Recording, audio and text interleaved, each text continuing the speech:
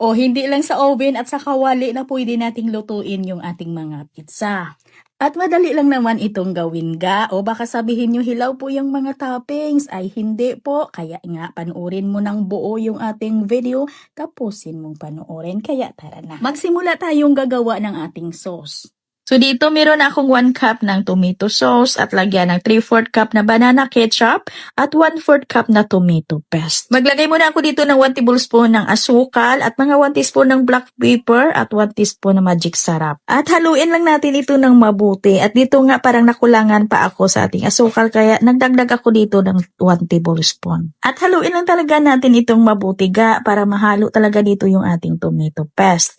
At iset aside muna. At dito sa kawali maglagay ng 1 tablespoon ng mantika at lutuin muna yung hotdog. At isunod yung ham. And then halo ng padahan-dahan lang baka madurog din. Yung hotdog natin dito ay 4 na piraso lang at yung ham natin na 4 din na piraso na medyo malapad na ham. At pag ito'y luto na, isunod ilagay yung red and green bell pepper. Dalawang mga malalaki ito. At ito luto na ga ay isit aside lang muna. Dito naman tayo sa mixture. So dito kailangan lang natin ng half cup ng light brown sugar, 1/2 teaspoon ng iodized salt, 1 teaspoon vanilla extract at 1 cup na evaporated milk. Isang piraso na large na itlog, 1/4 cup na mantika at haluin lang muna natin para madurog yung itlog at nang mahalo na din yung mga ingredients natin. At pag tunaw na yung asukal ay ilagay na yung 2 cups na all-purpose flour at 1 tablespoon na baking powder. At haluin ko muna ito bago ako maglagay ng tubig at nang matansya ko kung ilang measurements cup na tubig yung ilagay ko dito. At dito meron akong half cup na tubig pero hindi ko ito ibuhos agad lahat. Sa paglagay tansyahin ko lang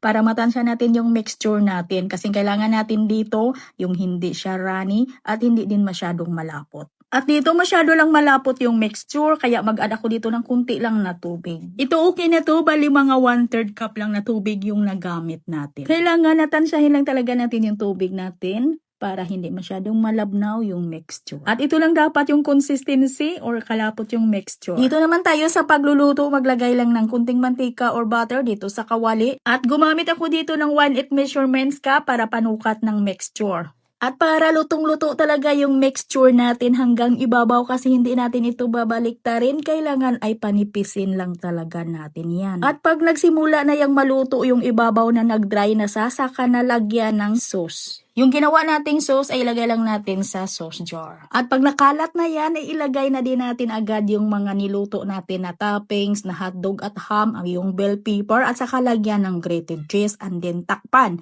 At kailangan ay mahina lang talagang apoy ng ating kalan dito. At huwag kang mag-alalaga, lutong-luto yung ibabaw natin at pati yung sauce natin. At syempre huwag kang mag-alala sa ating mga toppings na ham, hotdog, bell pepper kasi niluto naman muna yan natin. O diba ka? Kaya panoorin nyo ng buo yung video bago mag-comments na ay hilaw yung mixture, hilaw yung toppings. Nakikita nyo naman, di ba? Ang lutong-luto. At yung ating pizza na ito ay pwede talaga natin itong gawing panghanda sa anuman na okasyon. Lalo na pag birthday ng mga bata. At pwede talagang pang negosyo. At hanggang dito lang yung video natin at bye-bye!